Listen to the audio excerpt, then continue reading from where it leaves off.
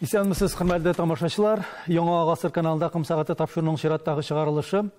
Бүген студиябызның кунагы җырчы, сценарист, режиссер Алмаз Нургалиев. Алмаз, исәнмесез? Хәерле көннәр, Дан әфәнде.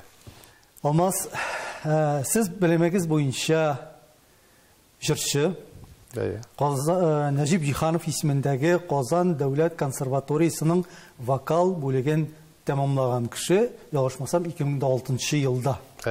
Бүгенге көндә сез кино сәнгатендә.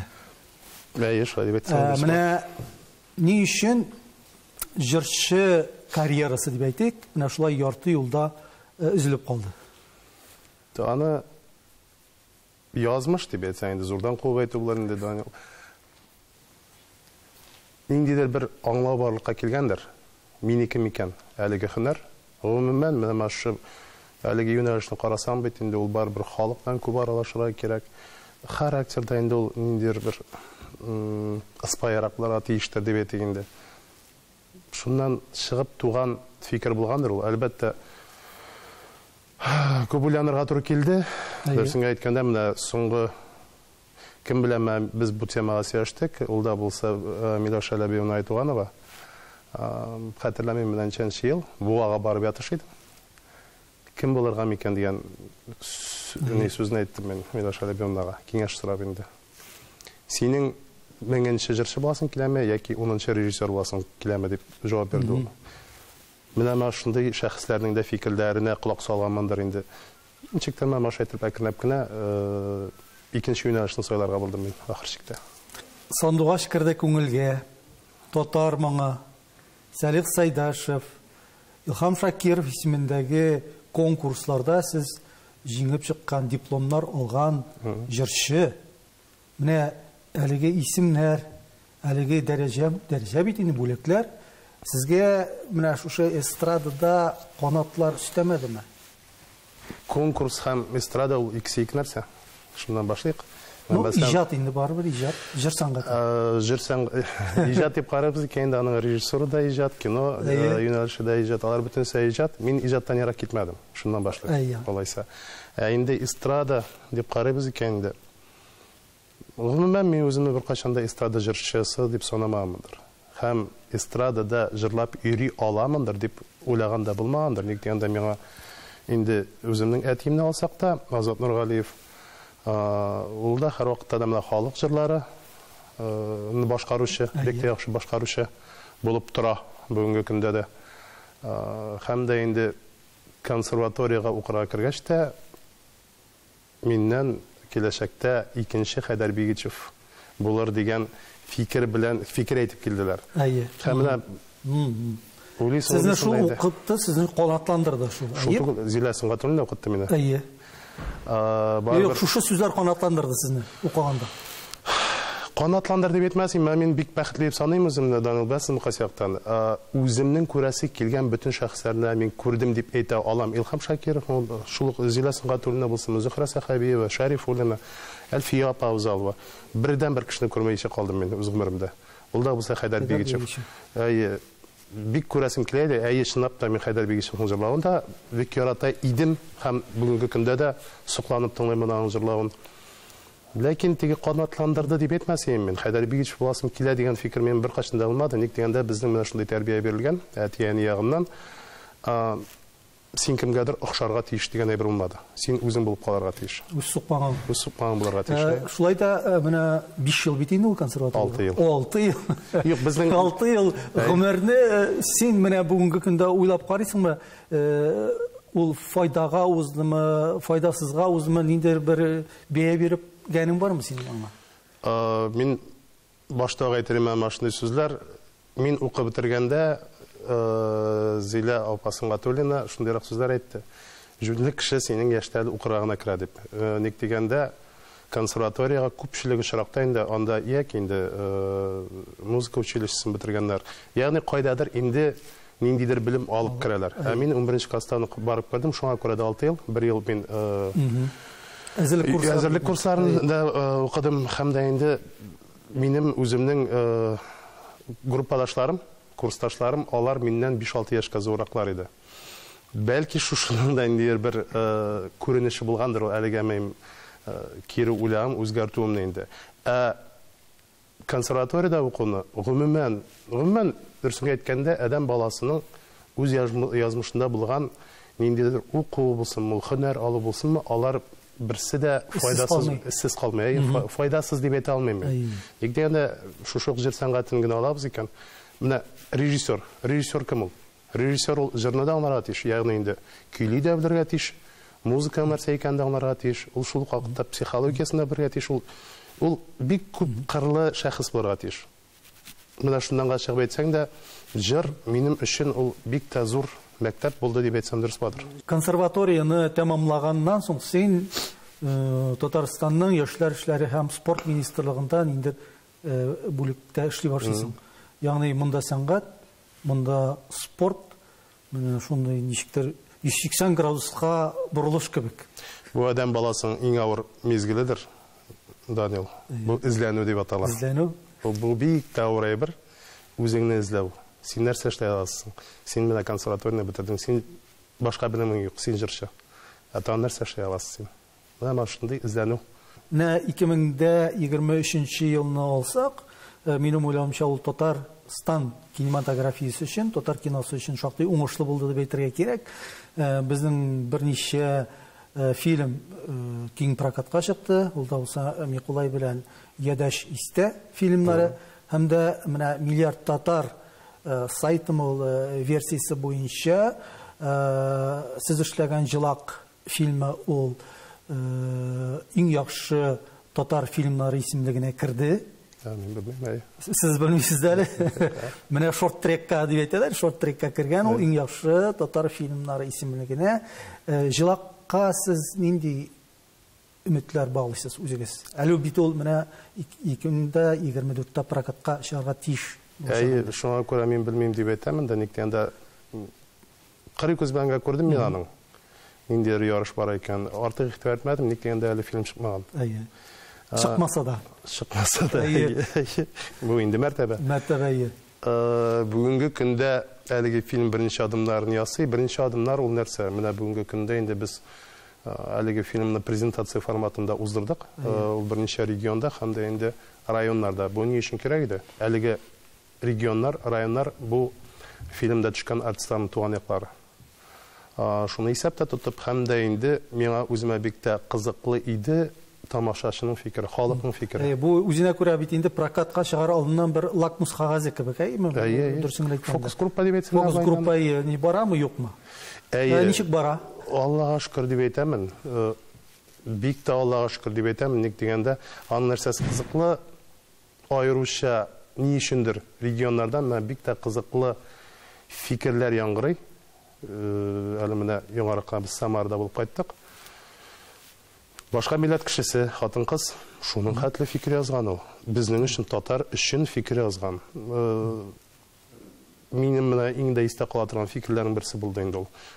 Гомумән, әгәр дә алабыз икән инде, монда сүзеңне белдереп әйтим әле тамашачылар өчен, рус кешесе дип әйттегез, фильм ул рус титрлары белән бара, шуңа күрә аларга карарга мөмкинлек бар. Аңларга, аларга карарга. Әлбәттә, мин үзем инде теге урыс теленә әйләндермәскә тырышам.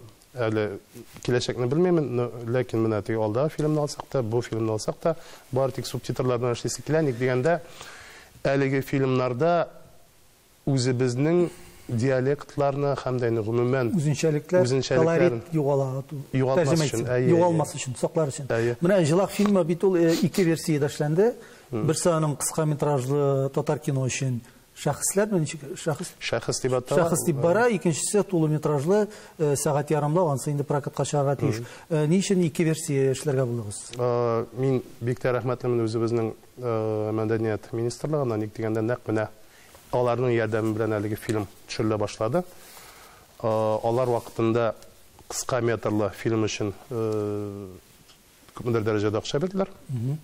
Һәм анда инде договор буенча, безнең шундый буенча мин әлеге фильмны тапшырачым, кыска метрлы фильмны.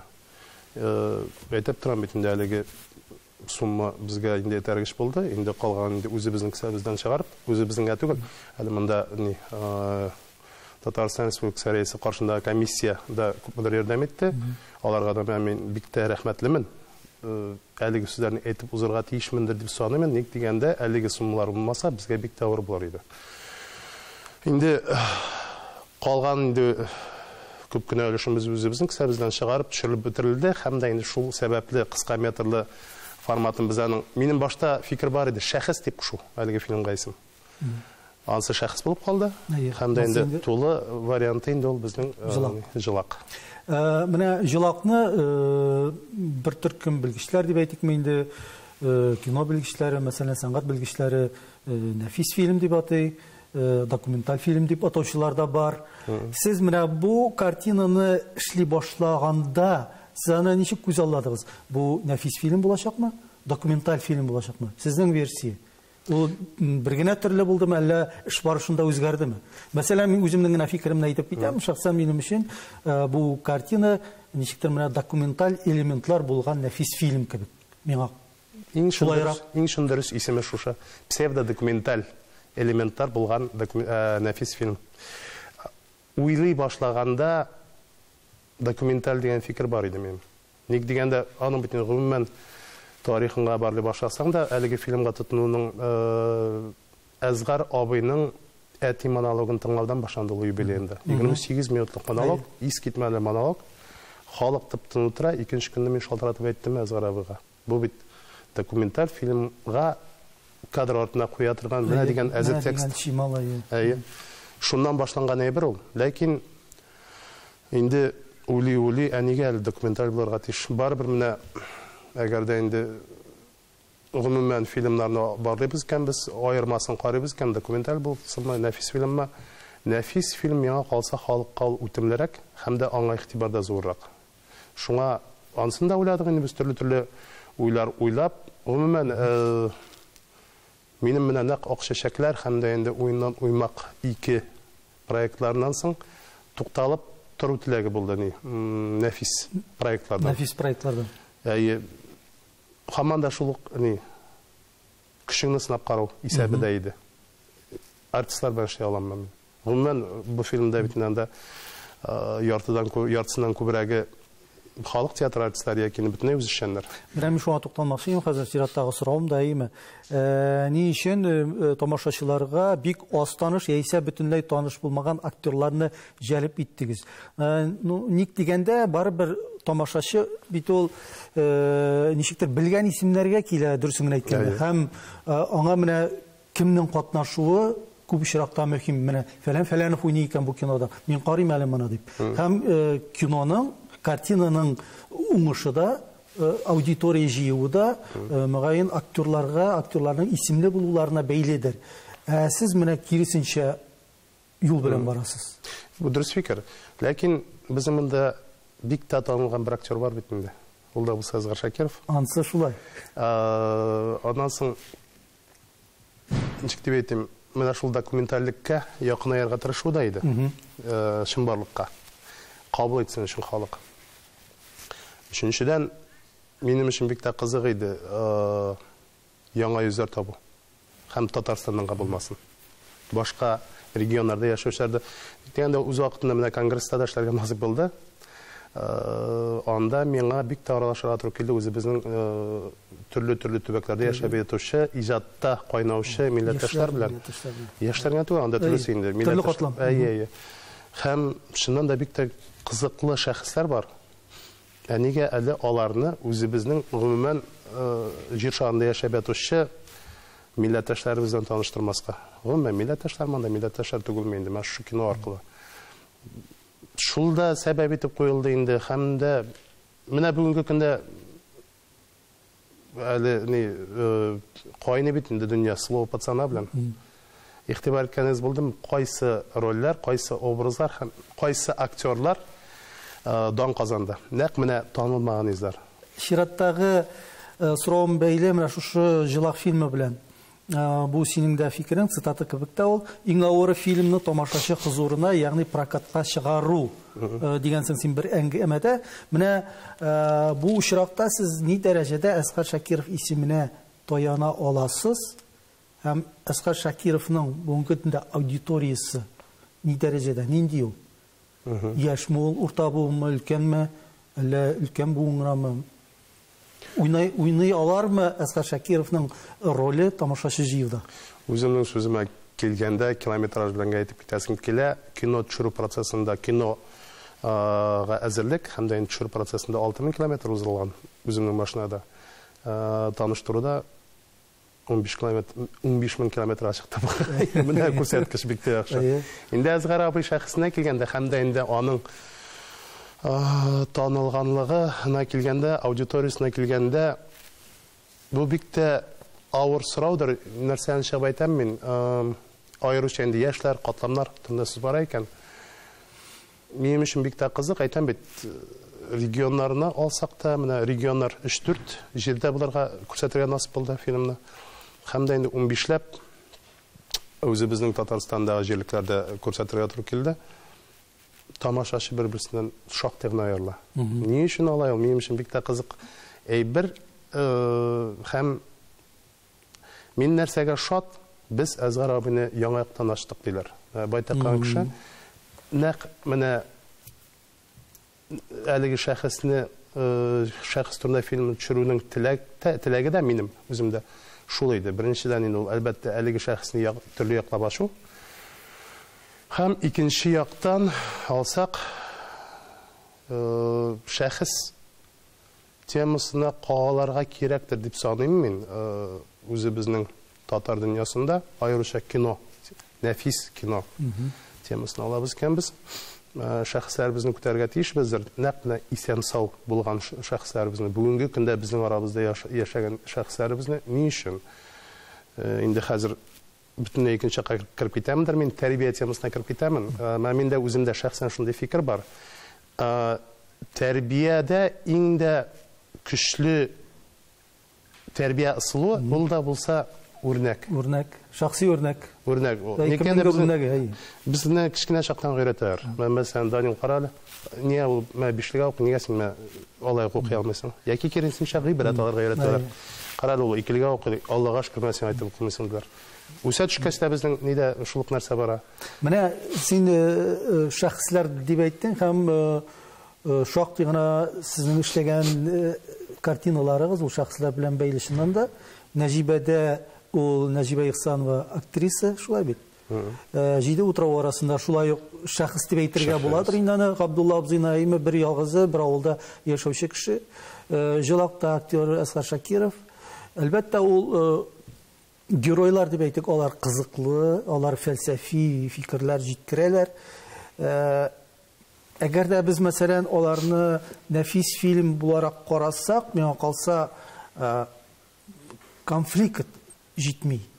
Инде документаль итеп карасак, конфликтның булу-булмавы ни дәрәҗәдә шарт документаль әсәрдә? Ул бер агымга гына барамы ул менә шулай документаль?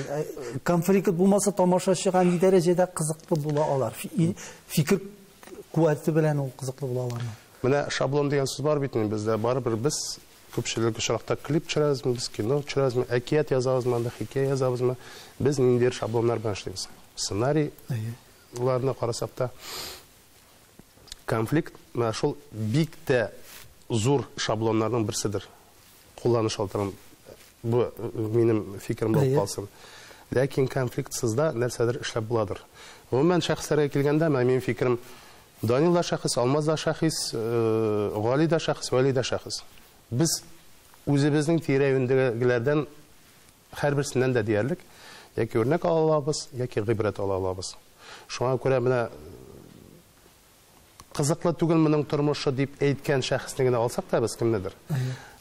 Ничек итеп без аны тасвирлыйбыз? Менә бар бит сөйләүчеләр, матур итеп сөйләүчеләр. Алар шундый итеп бөтенләй кызык түгел әйберне сөйләгән. Ягъни монда инде режиссерның усталыгы, режиссер, сценарийның усталыгы, оператор, инде актер. Менә җиде утрау арасындагы документаль фильмның без инде герое турында әйттек, Габдулла абзый әйме бер ялгызы ташландык авылда гомер кичергән дип әйтәбез инде бу чиратта ул мәрхүм бүгенге көндә бу ялгышмаса Мактаныш районындагы авыл. Һәм менә шушы картина эшләнеп беткәннән соң, инде төшерелеп беткәннән соң Габдулла абзый бит инде мәрхүм булды. Ялгышмасам коронавирустан. Салкын тиеп.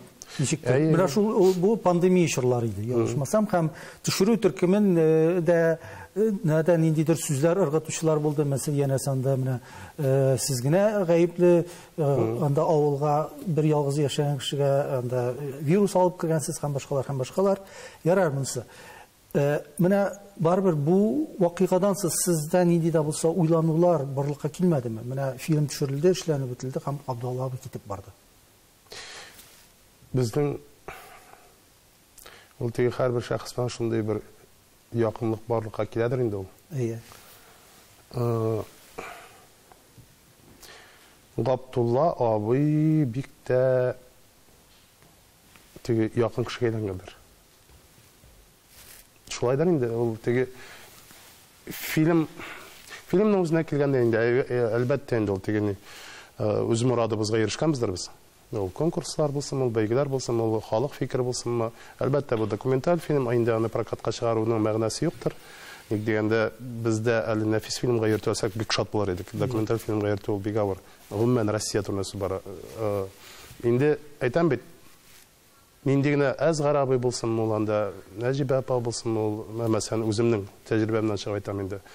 Ни өчендер ул аеруча Габдулла абый булсандыр. Әлеге шәхесләр, минем өчен бик тә якын шәхесләр, Габдулла абыйның мәрхүм булганын җиткергәч тә теге тамашачыларны дөрес итеп алмасыннар, мен күптәннән күздән яшь чыккан юк иде. Теге бу кеше китте, бу кеше бу якыным китте бу. Нәкъ менә бу кешегә ничектер бик авыр кичердем ул айберне. Шулай дип әйтәм инде. Булай әйтәм бит фильм буенча инде әлбәттә яр. Сез үзегез төшергән күпчелек картиналарда сез сценарист да, режиссер да, хәтта оператор, куючы да, монтажер да. Менә бу универсальлек ничек аңларга? Бездә фильмлар төшергә профессионаллар, кадрлар җитмиме? Әллә бюджет сезне шулай этәрәме? Акча җитмиме? Акча җитмиме? Дөресен турысын әйткәндә. Минем өчен бик авыр әйбер инде ул. Мин аны андыйрак проблема дип кабул итәргә мин белмим. Мәсәлән, үземнең әниемне алабыз икән, Кадир Идрисова бүгенге көндә инде күпчелеккә таныш Аккалпак җитәкчесе, оешмасы җитәкчесе, анда да андый нәрсә бар. Бик күп әйберне үзе эшли язуында анда. Бу ниндидер эзләнүдер. Һаман да күбрәк миндә эзләнүдер. Гомумән, әгәр дә алабыз икән, менә теге тормыш тәҗрибәсен алабыз икән, мин бит профессиональ хезмәтемне башладым ТМВда монтажер буларак. Монтажер булгач, инде ул мен аның белән инде нәрсәсендер беләмен, тәҗрибәм бар дигән сүз. Инде операторлыкка киләбез икән, антура кирәк түгел, безнең һаман да шул әни ягын алабыз икән, ике халык рәссамы бар. Россиянең улакта СССРның халык рәссамнары, ул да булса Васил Маликов һәм дә Зөлфат Басиров. Аларның да күпмедер дәрәҗәдә нәселдән инде дә канда бар. Һәм инде режиссерларга килгәндә, язуларга килгәндә инде минем үземнең шундырсын әйткәндә хыялым бит журналист булу иде. Кичкенә чакның иншагар язабыз бит. Аның күпчелегендә мин журналист буламын дип хыялланайдым. Ягъни минем тарту булгандыр язуга да. Кино ул бизнес. Дип әйтәләр, һәм сез дә шундый фикердә ялгышмасам. Менә әлеге бизнес бүген бездә нинди хәлдә ул? Мин бездә дип әйтүем Татарстанда кино бизнесы һәм бу кино бизнес базарында дип әйтик инде төп уенчылар кемнәр безнең? Татарстанда. Бик кино бизнес буларак карау мөмкин түгел бүгенге көндә Татарстанда. Ник дигәндә бездә әлегә кино карау мәдәниятен дә юкка чыккан. Ник дигәндә мин һаманда хәтерлим, әтием минем Актанышта яшәгәндә инде клуб директоры иде. Үзегез дә хәтерлисездер. Арчада да ул берничә кинотеатр булгандыр инде. Ул чорларда. Мәсәлән, безнең дә бер Актанышта 2 кинотеатр иде. Аның берсе менә нәкъ әти эшләгән клубта иде. Истә калган нәрсә, шул 4-5 яшь булгандыр, Индия киносы бара. Океан хәтеремә алышмаса. Елыйсы килә бит. Оялта кеше алдында ялау. Кырыйга чыгып утырып еладым рәхәтләндереп. Нәрсәгә әйтәм бу әйберне уялырлык кешесе булган дигән сүз бит. Кырымда утырган. Ягъни менә шул культура бездә булган. Ул кызганычка 90-нчы елларда һәм дә инде 2000-нче елның башларында юкка чыгып бетте дәрәҗәсендә. Безгә янәдән әле башта халыкны өйрәтергә кирәк. Тамаша кыларга, менә каядыр чыгып, кинотеатрларга чыгып, яки инде башка вариантлар. Шуңа безнең бүгенге көндә бизнес юктыр дип әйтәсем килә минем. Ул күпчелек очракта безнең дәүләт ярдәм белән эшләнелә, яки инде ниндидер спонсор акчаларына, ләкин инде барыбер шушы спонсор акчасы дигәндә инде ул киләчәктә билет сатудан инде анда акча кайтару бәрабәренә файда китерә башларга мөмкин, ләкин бу киләчәктәдер. Киләчәктә. Татарстан кинематографистлар рәисе Илдар Яхфаров сезне Татарстан документаль кино сәнгатенең киләчәге итеп күрәм дип әйткән. Менә сез үзегез ничек күрәсез моны? Киләчәкне күреп булса, рәхәт булыр иде ул. Киләчәктә документаль кино сәнгатендә сезне төп уенчы, төп иҗатчы буларак күрә. Бик зур рәхмәт Илдар абыга. Гомумән минем Илдар абыга да теге хөрмәтем зур. Тик дигәндә нәкъ менә студент чак, ягъни белән көпә-көндез Актанышта, инде каникулга кайткач мин Күктауны нәрсә микән, бу нинди фильм микән дип куштык без Илдар абыйның фильмын. Көпә-көндез авылда без кино карап тордык. Шундый дәрәҗә аерыламыйча. Аерыламыйча. Минем хөрмәтем артты шул вакытта татар киносы өчен. Сез кино сәнгатендә үзешчән режиссер, гомумән үзешчән. Сезнең менә үзешчәнлеккә профессионаллар даирәсе ничек карый? Аларның мөнәсәбәте сезгә сизеләме, юкмы, һәм үзегез ничек бәялисез сез үзешчәнлекне? Минем бер чагыштырырлык нәрсәм бар, ул да пассажир һөнәрем минем, профессиональ җыр һөнәрем. Нәрсәсе ул профессиональлек беренчедән? Аны карарга мөмкин ул мәктәп. Мәсәлән, җыр мәктәбе бар, безнең шахтаны консерваторияда без кенде ул Италия мәктәбе. Инде кино мәктәбен карасак та, ул барыбер ниндидер усталарның, электән яшәгән усталарның әйтеп калдырганнарыннан, язып калдырганнарыннан, аларның тормыш тәҗрибәсеннән, кино тәҗрибәсеннән чыгып укытылган шәхесләр була инде, укып чыккан профессионаллар. Үзешчәнлегенең бик зур плюсы бар. Ул яңалык алып килергә мөмкин. Күпчелек үзешчән ниндидер калыпларга салынмаган, яңа күзаллау.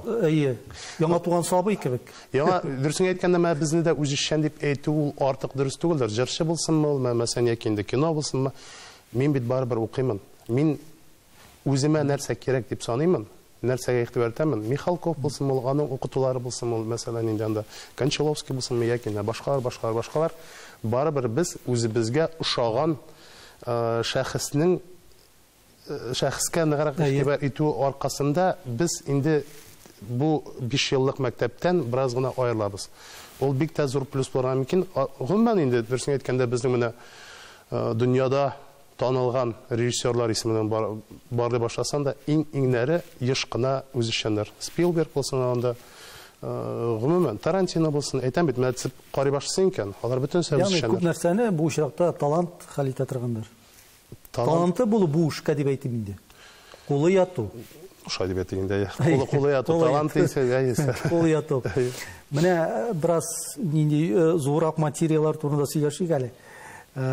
Бүгенге көндә кино сәнгате безнең җәмгыятьтә ул нинди урында тора, нинди роль уйный.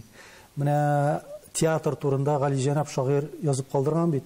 Театр ул яктылыкка, нурга илтә дип. Кино бүген ул кая илтә? Бүгенге җәмгыятьтә. Кино бүгенге көндә кызганычка бер кая да илтмидер. Әгәр дә без татар киносы турында сөйләп барабыз икән, ник дигәндә тиешле дәрәҗәдә сыйфат буенча да һәм дә инде күләм буенча да без тиешле дәрәҗәгә әле җитмәдек. Сүздә юк. Әгәр дә 2023 елны карыйбыз икән, бу шуннан да бик таңгышлы ел. Бик таңгышлы Миколай булсын, мәсәлән, Рәхимбайның шул ук Ядәш булсынмы, Баттуланың миңа калса, булар беренчедән яки инде җылак үземдә кертәбез икән инде.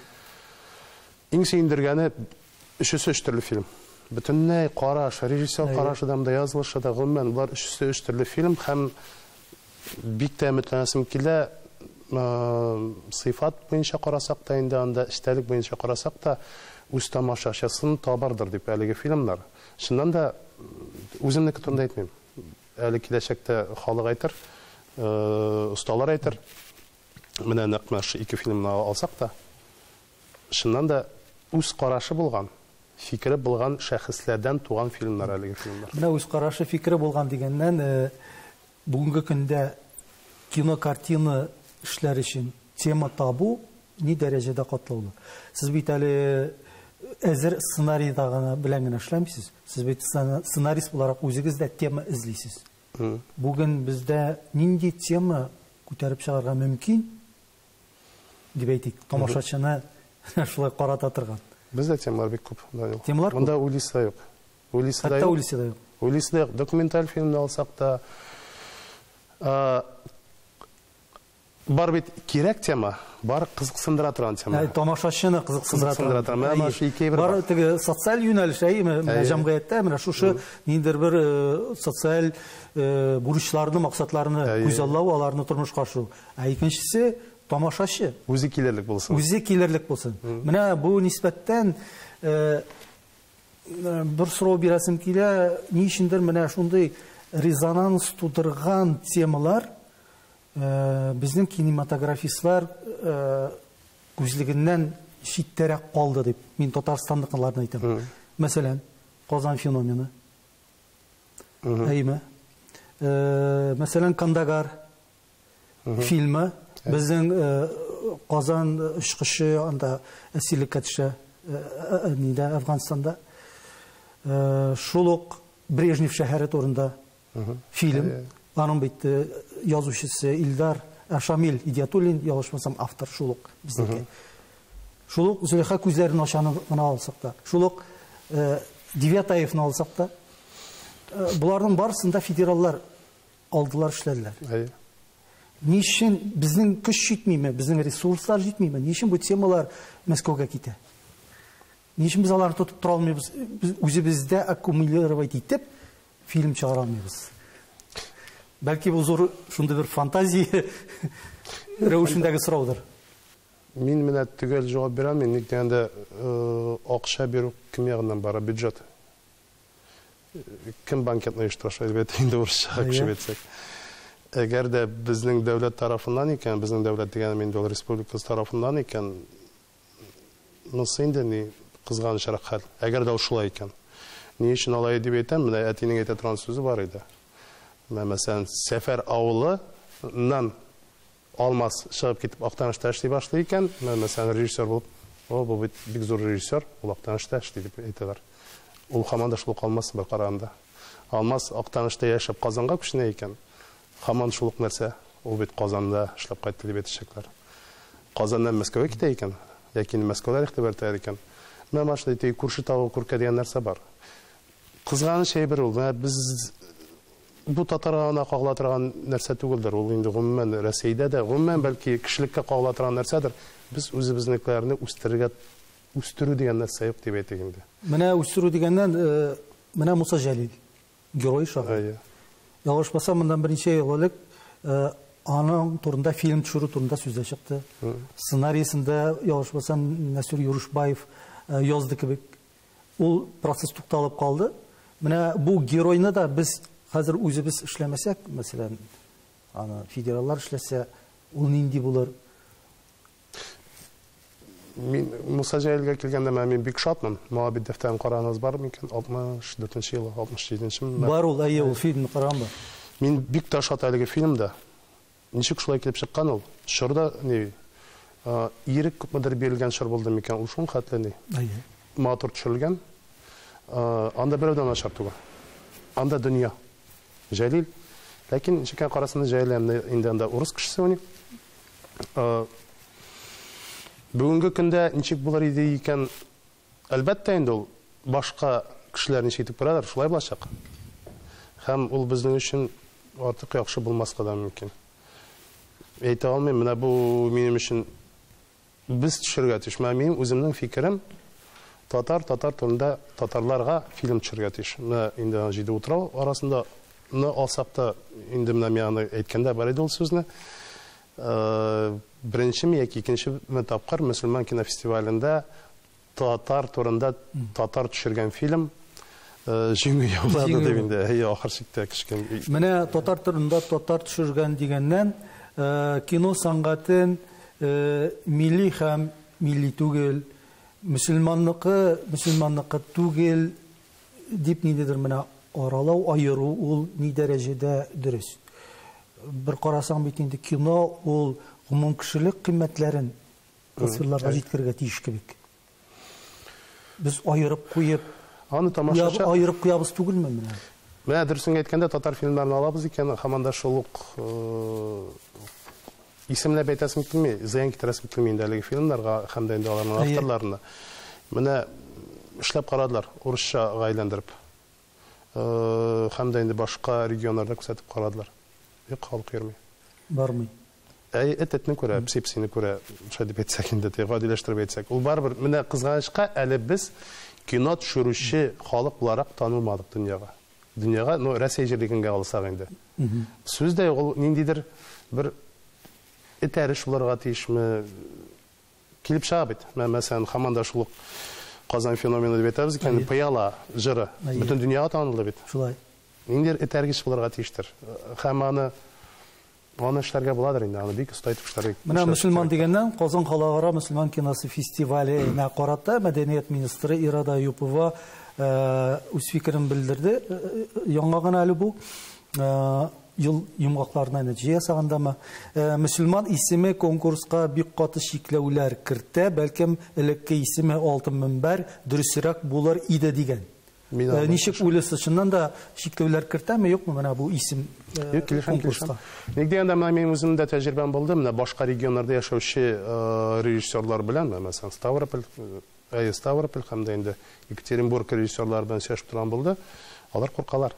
Мөселман кинофестиваль дигәч. Исеменнән ничектер шикләнеп калалар, анда индидер кысалар бар дип инде.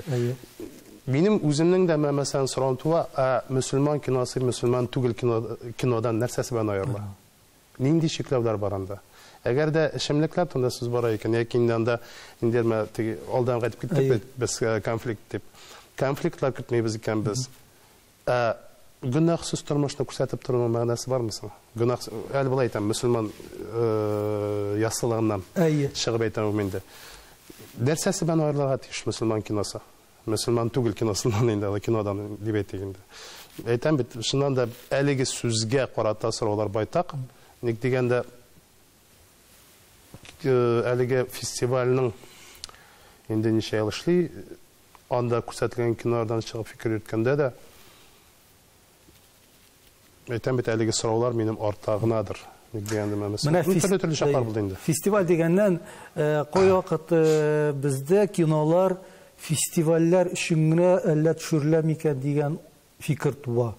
Менә ниндидер фильмнарында татар фильмнары, картиналары теге конкурста, бу конкурста җиңү яулаган, шундый дипломнар алган дигән сүзләр ишетелә. Тамашачы әле ул картинаны, ул фильмны күрмәгән, белми диярлек. Әллә мин ялгышаммы? Мен иң яхшы вариант ул фильмга башта каядыр танылу конкурса. Бәйгенең битендәге төп файдаларының берсе ул ниндидер престиж дип әйтегән. Шул яклап та карарга мөмкиндер. Шуннан да конкурс киносы белән тамашачы киносы ул бер-берсеннән аерыла. Мин инде үземне карыйбыз икән, менә соңгы мәш 2 фильмны 2 урындыкта мен утырга тырышамын.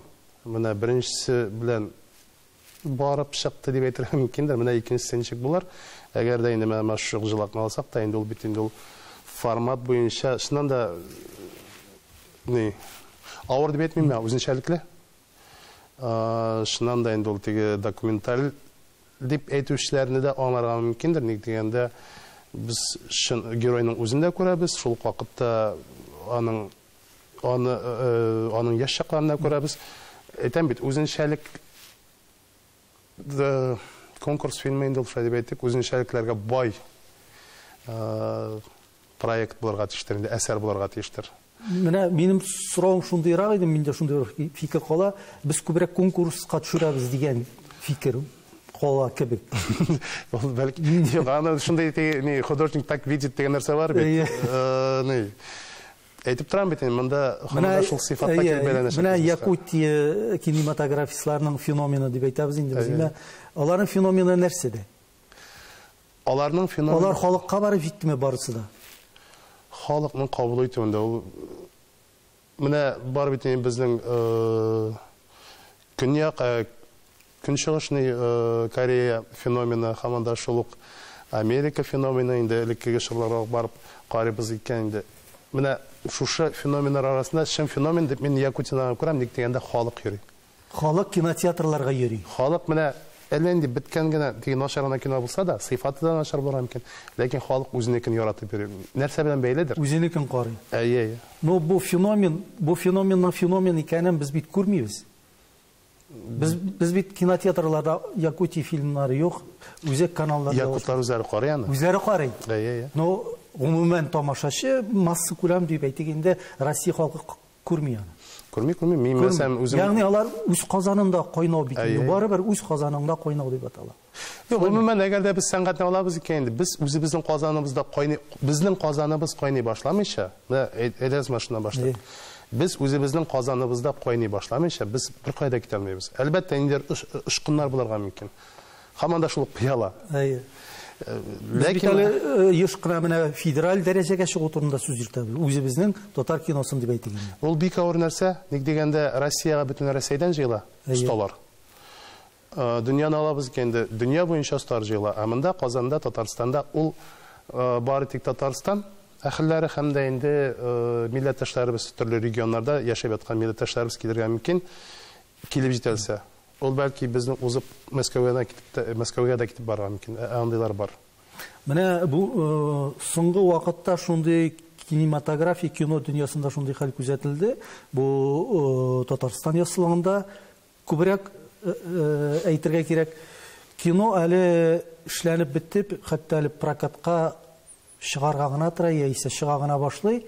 Аңа инде шундый тискәре мөнәсәбәт, тискәре агымнар, сынап карау китә, һәм хәтта аларны прокаттан да алу күренешләре була. Шул ук менә без мактаган якутларның Айта фильмы прокаттан алынды. Бүгенге көндә Ишат Рахимбай эшләгән Миколайның прокаттан алу турында шактый гына шау-шу сүзләр чыгып алды. Янәсе ул Крашен татарларының активистларына ничектер аның эштәлеге ошап җитмәгән. Шул ук слово пацана. Ни өчен шулай килеп чыга? Бу цензураның артуы дип саныйм. Цензура дип саныйсызбы? Цензура, әгәр дә инде гомумән карый башлыйбыз икән, без артык игътибарлыга әйләндек дип, кешелек артык игътибарлыга әйләндек. Вакытчылланабыз дигән бар бит инде шундый сүз. Мәсәлән, һаманда элеккеге лидерларны карыйбыз икән, без Наполеон булсын, Сталин булсын, Ленин булсын. Инде шәхесләрне җирдән чыгып, инде дәүләт башына барып баскан. Андый шәхесләр бармы бүгенге көндә? Юк дип әйтәбез без. Ярактан куып әйтсәм инде. Вакытчыланабыз дигәнем, менә милләт темасы буенча да безнең тавыш менә шырпыдан сызып җибәрергә кирәк. Бер ышкын җитә.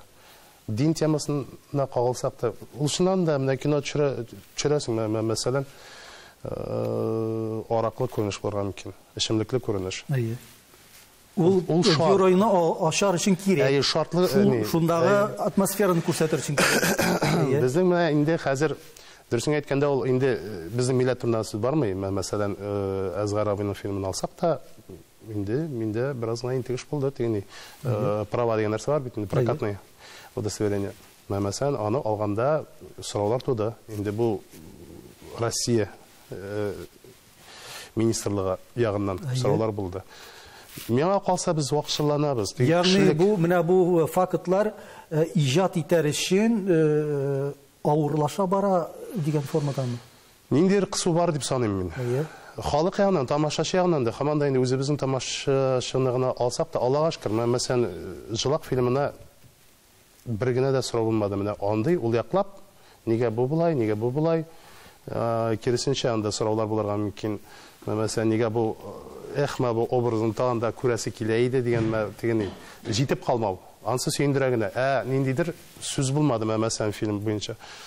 Алмаз, әгәр дә менә без мәсәлән кинокартинада бу очракта әйтик инде фильмнарда тегеннән шумартып, моннан шумарта башлыйбыз икән, моннан сыйпап җибәрәбез. Без андый юл белән барсак, тормышның чын барлыгын ни дәрәҗәдә биреп җиткерә алырбыз соң алайсың? Дип, төрле суллары бар. Бу һаманда шул режиссер, алык алайса СССР чорында төшелгән фильмнар. Бар бит легендар фильмнар. Бар Гайдай, бар Бондарчук, төрле, Шукшин булсын. Төрле безнең режиссерлары бар, без бар, сценаристларыбыз бар. Ул киресенчә сикәлтәле юлдан барганда тыгызлана бит, ниндидер бочкада, машина тыгызлана, киресенчә ул үзенә күрә кирәк ул, этәргеч табыра мөмкин. Эзләнүләр, без эзләнергә этәргеч бирә. Әйтәм бит, һаман да шул сүзгә әйләнеп кайтабыз. Без эзләнүдә булырга тиеш. Үзгәрешләр читтән дә торып та ниндидер тыюлар манда, ниндидер авырлыклар булмаса, инде шушы эзләнүләр дә кимешәк. Миңа калса бүгенге көндә ниндидер безнең яшәеш һәм дә инде иҗат итүгә мөмкинлекләр бардыр дип саныйм. Һәм ниндидер авырлыкларны, менә мәсәлән Татарстан дөньясына сау әйтергә яраталар. Инде мин каршы да чыгамдыр күпләргә. Менә безнең дәүләт аңламый, монсын бермәй, тигесен бермәй, өченчесе, дүртенчесе бар ул әлбәттә. Ләкин без дә хәрәкәттә булырга тиеш. Бары тик хәрәкәттә булып кына ниндидер эшләргә ирешергә мөмкиндер, шулай дип әйтегәндә. Рәхмәт, Алмаз. Һәрвакыт хәрәкәттә булырга язсын, киләчәктә дә әлбәттә иң мөһиме сезгә сәламәтлек һәм иҗади уңышлар. Сездән халкыбыз өчен, тамашачылар өчен гомумән матур әсәрләр, кинолар көтеп калабыз. Рәхмәт әңгәмәгез өчен. Бик зур рәхмәт үзегезгә.